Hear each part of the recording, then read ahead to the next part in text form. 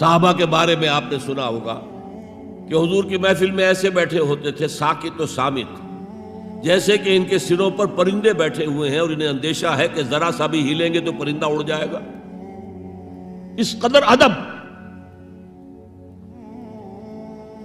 حضور صحابہ سے سوال کرتے تھے، اور یہ آپ کا طریقہ تھا تعلیم کا، کہ پہلے ایک سوال سامنے لایا جائے تاکہ ان کا ذہن کھلے، سوچیں خود بھی۔ یہ تعلیم کا بہترین طریقہ ہے۔ اس کے بعد ہوتا کیا تھا؟ جواب نہیں دیتے تھے، اللہ و رسولہ عالم، اللہ اور اس کا رسول بہتر جانتے ہیں۔ پھر اگر دوبارہ آپ پوچھتے تھے تو جو بھی سمجھ میں آتا تھا کہتے تھے۔ مجھے یاد آ رہی ہے ایک حدیث، اور اچھا ہے کہ وہ آپ سن لیں، اس لیے کہ عام شکایت یہ ہے کہ مذہبی لوگ معاملات میں اچھے نہیں ہوتے۔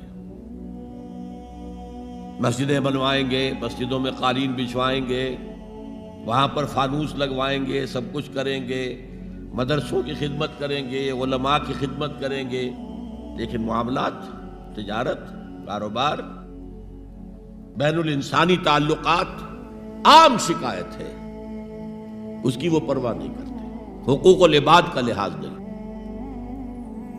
تو حضور نے ایک مرتبہ پوچھا صحابہ سے، اتدرون من المفلس؟ تم جانتے ہو مفلس کون ہوتا؟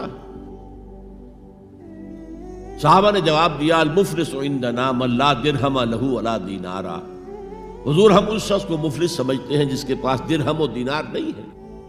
ہم کہیں گے روپیہ پیسہ نہیں ہے، فرمایا نہیں، میری امت کا مفلس وہ ہوگا جو بہت سی نمازیں لے کر آئے گا، بہت سے روزے لے کر آئے گا، بہت سے حج لے کر آئے گا، بہت سے عمرے لے کر آئے گا، لیکن اس کے ساتھ ہی قد شتم ھذا، فلاں شخص کو گالی دی تھی، واکل مال ھذا، فلاں شخص کا مال کھا لیا تھا، فلاں شخص پر تہمت لگائی تھی۔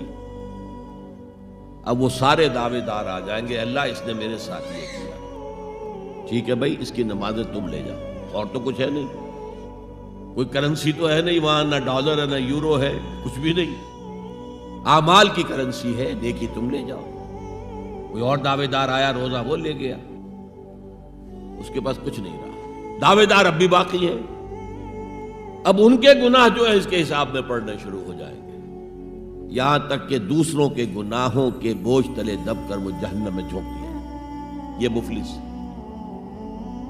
تو یہ انداز تھا حضور کا سمجھانے کا، پڑھانے کا، فطری طریقے تعلیم۔ تو فالذین آمنوا بہ وعزروہ، تو وہ لوگ جو ایمان لائے ان پر اور جنہوں نے ان کی تعظیم کا حق ادا کیا، وَنَصَرُوهُ، یہ آئی ہے اب سخت بات، اور ان کی مدد کی۔ مدد کس کام میں؟ حضور اتنے غیور تھے کہ ذاتی کام میں کوئی مدد آپ کسی سے نہیں مانگتے تھے۔